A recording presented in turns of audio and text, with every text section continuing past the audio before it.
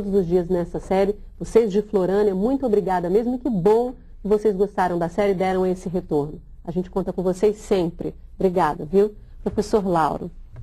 Professora Juracy e professores desse país, olha, um problema muito sério que perpassou a história da educação brasileira é nós não lidarmos com as diferenças. É implantar uma uniformidade.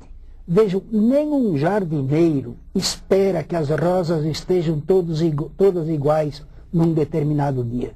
Como é que nós podemos esperar que as crianças, os adolescentes, em sala de aula, estejam no mesmo nível de uma aprendizagem decidida por fora, que não é da construção das condições subjetivas dele para ser sujeito da sua vida? Então, a importância de nós prestarmos atenção à diferença e construir uma unidade a partir da diversidade e não impor uniformidade que mata as singularidades. Esse acho que é o grande segredo que a gente vai ter que trabalhar com muito rigor. E o conselho escolar é um espaço social das diferentes janelas, como a Regina já colocou. E não é fácil, não.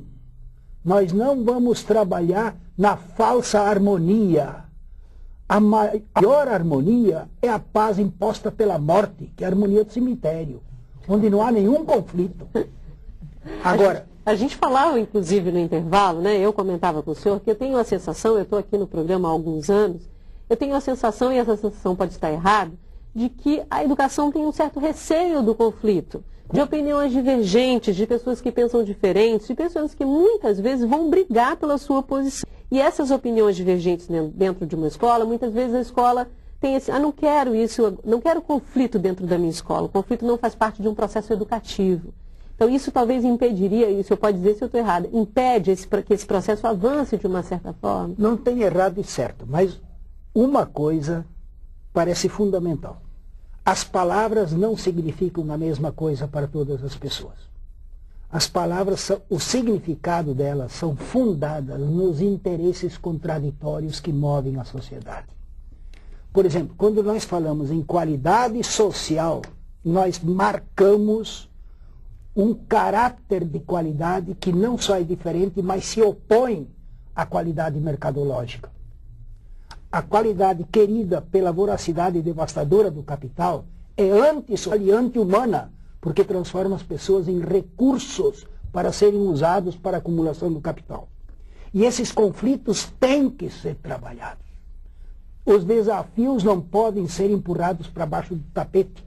Explodem a escola, criam aquele, como é que se chama, a rádio fofoca de corredor, que envenena todo o ambiente de nosso trabalho. Os conflitos têm que vir para a mesa, sim, e os olhares diferentes, e a construção da unidade se faz na dureza, na luta.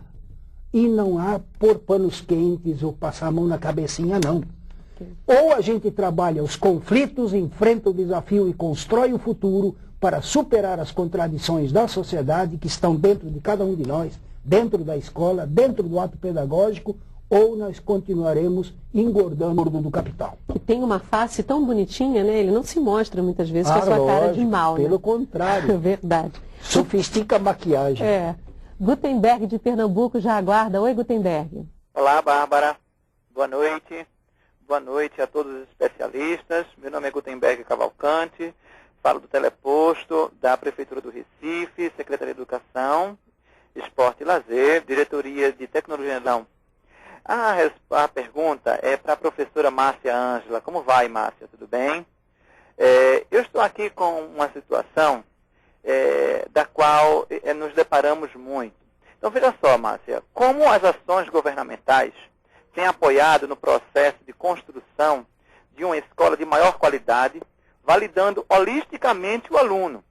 E os professores têm obtido a formação para tanto, já que a escola, agora encontramos, não mais atende às expectativas sociais no mundo da comunicação. Muito obrigado, uma boa noite a todos. Obrigada, Gutenberg. Você que tem participado também dessa série. Muito obrigada mesmo. A gente espera você amanhã no último programa, tá bom? Professora Márcia, fique totalmente à vontade.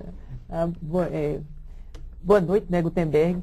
Acho que essa sua pergunta, reflexão, ela diz um pouco do que se vive no país quando a gente pensa em termos da formação, né, dos educadores e como eles podem lidar com essa problemática que está presente nas escolas. É evidente que nós estamos atuando numa situação de escola que é o reflexo também da sociedade, né? A gente sabe disso. Enquanto aqui falava Regina e Lauro, e que faziam menção à questão das diferenças, de uma certa dificuldade de se lidar, e Bárbara também fala isso, de se lidar com o conflito, eu ficava pensando aqui de que, ora, essa nossa sociedade, ela tem essa marca autoritária, né? E faz parte da nossa cultura. Então, ter com isso é difícil. Isso também vai aparecer na própria formação, quer dizer, a dificuldade que se tem, que se teve ao longo do tempo, de pensar de que vivemos numa sociedade que ela é perpassada por conflitos, de fato, de caráter histórico mesmo, e que a ideia de tudo ser harmônico, isso não se dá dessa forma, como também estamos sempre a educação, pensamos sempre, algumas, ou uma grande maioria, pensa a educação muito na base do dever ser, do que deveria ser, do que é na realidade. Porque a prática social ela é invada de conflitos, ela tem contradições. Então, se isso não é levado em consideração, nós ficamos simplesmente atuando de uma forma que fica apenas no desejo, na nossa intenção, sem descer para enfrentar problemas reais. No ponto de vista da formação mesmo, sempre ficamos idealizando uma formação, mas essa formação ela vai depender de muitos fatores. Então, por exemplo, você tem às vezes determinados governos que imprimem uma marca para a formação dos docentes, que é uma marca muito mais voltada para uma visão produtivista do homem. Tem um outro tipo de governo que ele vai imprimir uma marca que é muito voltada para o desenvolvimento da emancipação humana, e aí o caráter formativo tomou uma outra dimensão. Há governos que possibilitam que a formação continuada, ela dê visibilidade a essa formação continuada como um direito mesmo do profissional da educação a exercer, não é, essa formação. Enquanto que outros colocam como uma camisa de força. O que eu quero chamar a atenção é que nós estamos num terreno que é um terreno conflituoso porque diz respeito às políticas.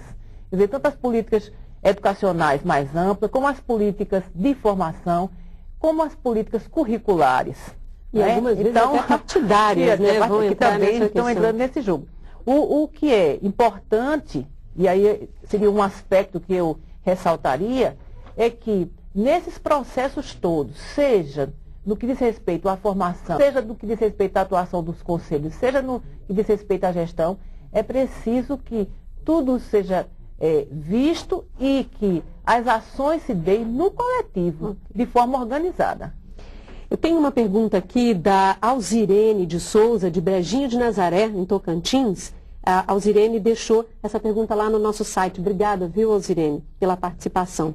Qualidade em gestão, diz, é uma tendência mundial globalizada. O processo de gestão, inclusive a escolar, está hoje ligado à qualidade. No caso da escola, ela faz parte da busca da excelência no ensino, principalmente na área pública. Como se faz esta ligação? Ela diz que a pergunta é da coordenadora de vídeo do Colégio Estadual Padrão de Brejinho de Nazaré, professora Regina. Eu acho que ela faz uma referência ao seu texto, né? A senhora fala bastante sobre essa questão da qualidade.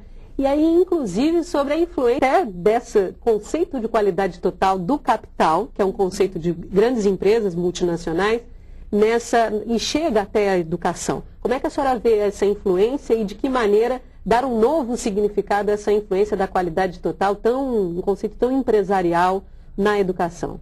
Então, infelizmente, tão arraigado hoje em muitos locais brasileiros. Veja só, frequentemente eu sou perguntado, mas afinal, o que é essa qualidade social, né? O que é isso que nós estamos falando? Nós estamos falando de uma qualidade, estamos adjetivando essa qualidade, né? Dizendo que essa qualidade não é qualquer qualidade, é uma qualidade social. Então ela tem que estar referenciada, o que nós dizemos quando é qualidade social, porque ela está referenciada na sociedade.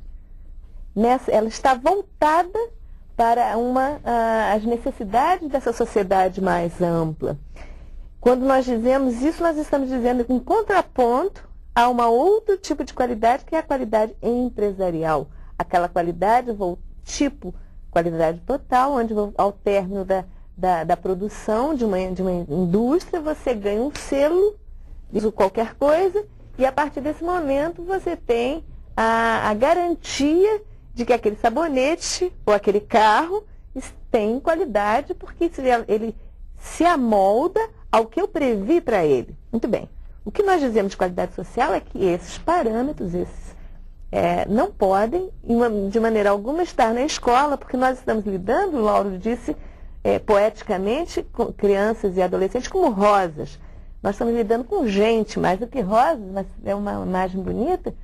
Nós estamos lidando com gente, nós não podemos prever na linha de produção da escola como é que esses alunos vão terminar, se eles vão terminar tudo igualzinho. Então, nós temos a ideia de que a qualidade social é a qualidade construtora da emancipação humana. É a qualidade que é construtora da cidadania. Então, nesse sentido, eu acho importante a gente fazer a diferença dessas duas qualidades. Ok, depois do intervalo vamos conhecer uma escola em Brasília que implantou a gestão democrática há mais de uma década. Salto para o Futuro volta já.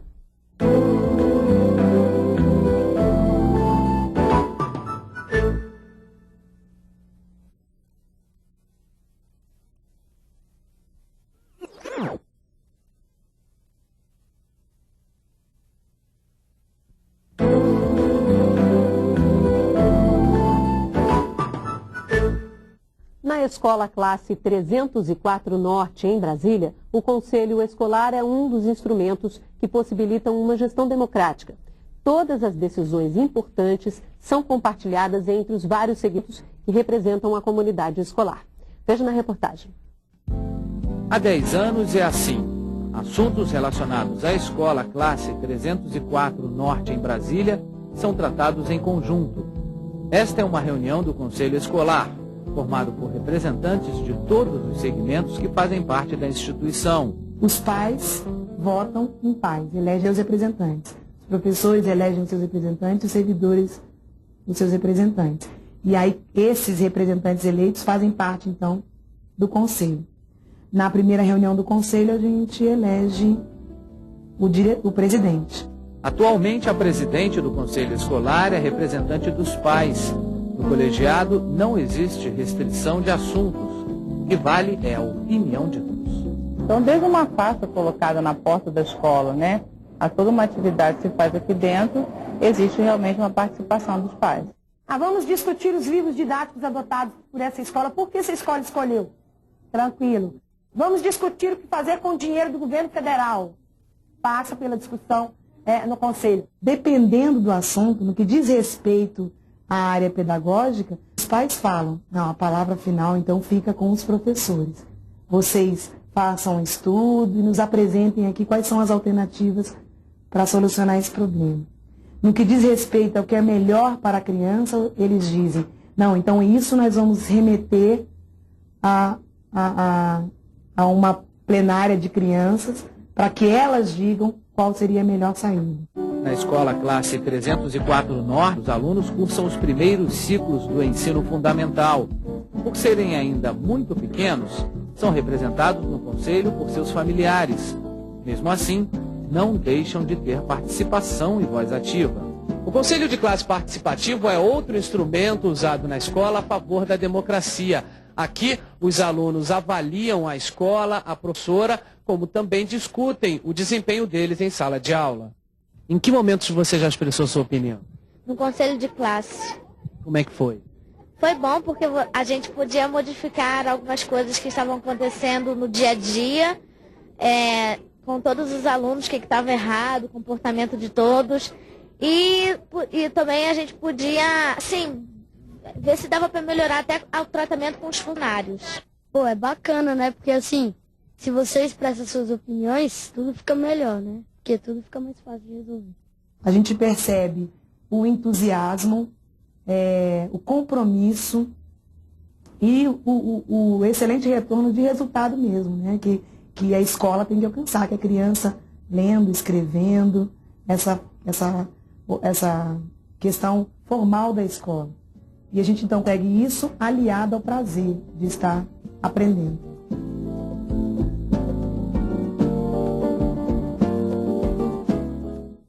Eu queria aproveitar, professor Lauro, esse vídeo para fazer a pergunta da equipe da TV Escola de Anápolis, em Goiás.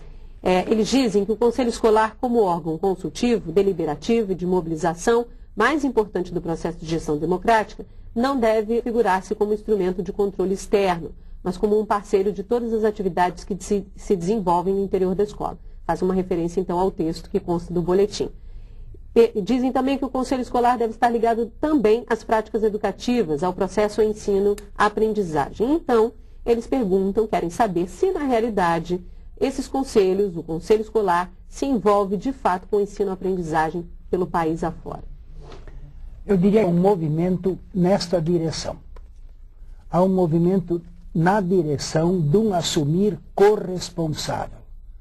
A escola é nossa. Não é do governo, nem do Estado, mas é nossa. Então, não tem controle de fora para dentro. É um assumir corresponsável. Não é uma parceria arranjada. É uma corresponsabilidade assumida. Portanto, gente, o Estado seria o quê? A educação é um bem público. Como bem público, a educação tem o Estado como quem seria o garantidor. Mas na história da educação brasileira, na história brasileira, nós temos tendências privatistas e patrimoniais que não são típicas ou características de um Estado guardião do bem público. E o governo é apenas a equipe de plantão para garantir esse bem público. Portanto, não existe o eu e o outro, o controle de fora e os obedientes ou então os reagentes de dentro. O que existe é um assumir corresponsável para a construção de uma educação significativa.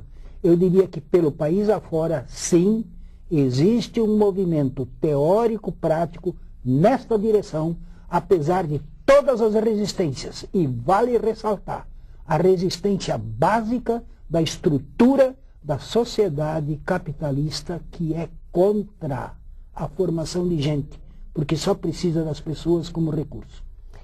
Tá certo. James do Tocantins já aguarda. Oi, James. Oi, Bárbara, Mônica, Elaine, professores convidados e cursistas do Salto. Sou James Aguiar Araújo, orientador de aprendizagem do teleposto do Colégio Estadual Adolfo Bezerra de Menezes, em Araguaína, Tocantins. Até que ponto a inexistência de autonomia por parte de membros dos conselhos escolares em relação a gestores que pregam a gestão democrática, mas praticam a gestão empresarial centralizadora, inviabiliza a efetivação de uma educação de qualidade socialmente referenciada? Gostaria de saber o que falta ser feito, além de qualificar esses gestores, para que os mesmos possam entender que a escola não é uma propriedade particular, e sim um bem público que precisa ser conduzido com a participação efetiva do Conselho de Classe, Grêmio Estudantil, Associação de Pais e Mestres e os diversos segmentos da sociedade. Boa noite, até a próxima. Obrigada, James. Até amanhã, viu? Professora Márcia, ele faz uma pergunta extremamente importante, né? A questão da escola como bem público e não uma administração por parte de um diretor. Essa é uma questão frequente, essa é uma questão recorrente aqui no programa. A preocupação do James não é só no Tocantins, há em diversos lugares do Brasil. Como encaminhar essa discussão? Ele faz, de fato, uma pergunta, uma reflexão bem significativa, porque ele trata de uma questão, assim, digamos, chave, que é a da autonomia da escola. Primeiro, a gente tem que entender que a escola ela não tem uma autonomia absoluta, uma autonomia relativa, considerando que ela faz parte de uma rede, de um sistema de ensino. Então, isso aí é um dado. Agora, um outro aspecto que ele levanta é da não subordinação dos membros do conselho ao gestor. Esse aspecto que ele levanta, e que isso é muito comum de ocorrer, é que muitas vezes o conselho escolar ele é constituído por diversos representantes, mas os representantes não são de fato, porque são escolhas muitas vezes, da direção da escola. É preciso combater essa ideia. É preciso que, de fato, cada segmento, e é que já foi mencionado, tenha a sua legitimidade por ter também a sua representatividade. E, nesse sentido, todo o esforço é de colocar todas as questões no debate.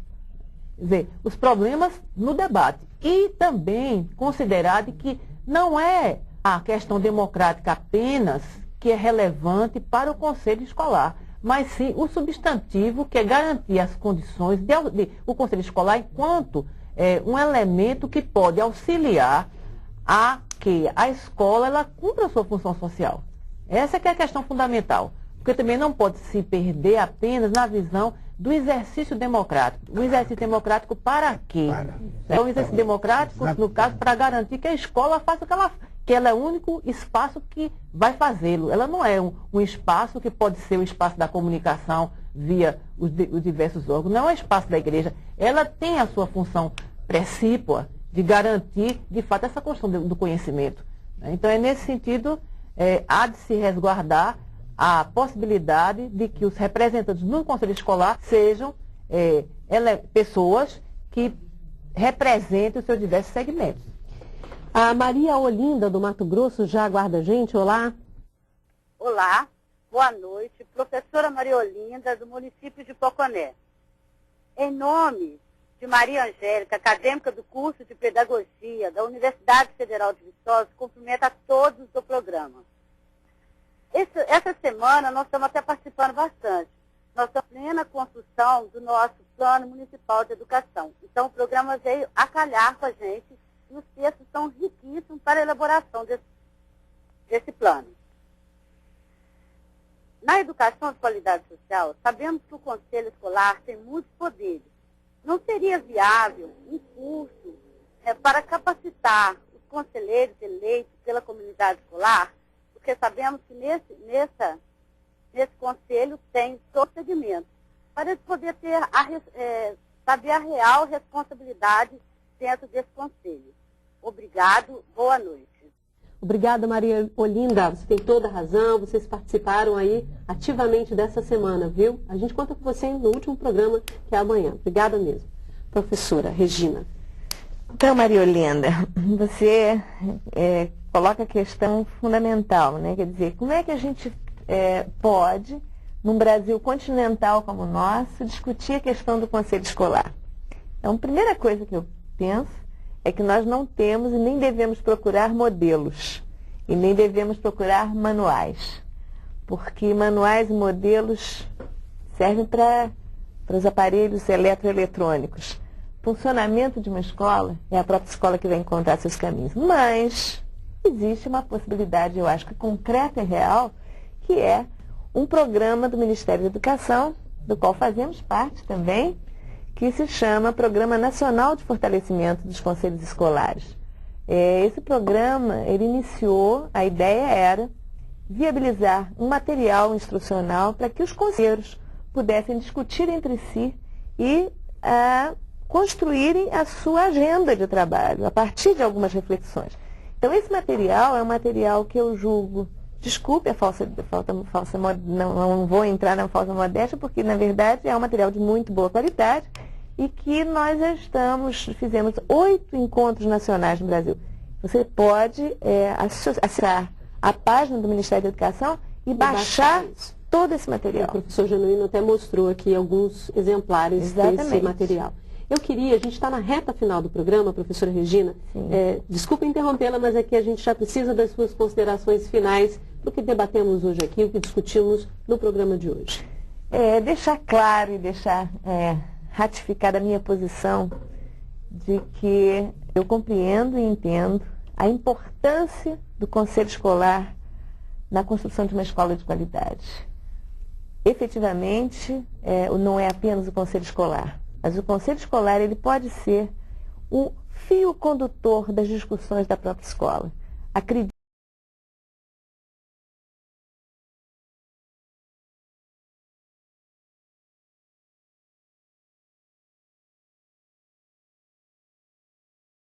porque creio na capacidade de todos nós, cidadãos brasileiros, de construirmos uma escola que todos queremos. Escola em que nossos filhos tenham felicidade de chegar na escola.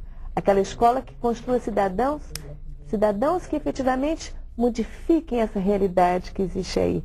Tem uma ação política importante. Então é esse meu recado final. Obrigada, professora Regina. Professor Lauro, suas considerações finais. Bom, também queria testemunhar minha alegria de participar desse programa de fortalecimento dos conselhos escolares, porque nós estamos reinventando a república, porque nós estamos acostumados a uma república não pública. Então estamos implantando uma república. Isso significa que a preparação dos sujeitos da história, o sujeito aprendente na nossa escola, não vai ser formado para votar, mas para governar. A democracia representativa vai ter que ser progressivamente substituída por uma democracia participativa com um assumir corresponsável do povo pelo que é seu. E o governo tem que estar mais perto do povo, onde está o poder, e não o governo ficar mais perto do povo para pôr o poder mais perto do povo. Portanto, por que o conselho escolar é fundamental? Porque é um assumir coletivo cidadão do controle público da coisa pública no lugar mais importante e privilegiado do mundo, onde se formam as pessoas. E por isso, nesse meu 50º ano já de envolvido na educação, eu gostaria de testemunhar a minha alegria de participar desse movimento teórico-prático de construção de uma educação significativa, agradecer a atenção e participação de vocês, agradecer aos meus parceiros de grupo de pesquisa, do NTE, que fazem junto à universidade com rede pública, fazendo avançar o conhecimento, formar as pessoas e, ao mesmo tempo, melhorar a gestão. Obrigada, professora Márcia Ângelo. Bom, então nas despedidas a gente também quer deixar o nosso recado, no sentido de que gestão democrática, então, não é algo muito fácil de fazer, de construir, né? É um aprender no cotidiano, então enfrentar os desafios, é de superar a retórica, é de se trabalhar no sentido de contribuir para a formação de homens éticos, de homens capazes de respeitar a sociedade e de se respeitar. Isso não é coisa fácil. E o conselho escolar, ele pode ser um instrumento que favoreça essa ideia dessa formação. E, como eu reafirmando, porque na retórica as coisas são muito fáceis e muito bonitas. Agora, no cotidiano, o trabalho é duro, né? Mas todos que estão comprometidos com a seriedade do trabalho acadêmico, com a construção do conhecimento, que é fazer algo de positivo, investe na democracia. Obrigada, professora. Bom, o salto para o futuro de hoje fica por aqui. Eu agradeço as presenças da Regina Vinhais Gracindo, professora da Universidade de Brasília, do Lauro Carlos Wittmann, professor da Universidade Regional de Blumenau, em Santa Catarina, e da Márcia Ângela Aguiar, professora da Universidade Federal de Pernambuco. No programa de amanhã, nossos convidados vão falar sobre o conselho escolar e o processo de escolha do diretor da escola. Até lá!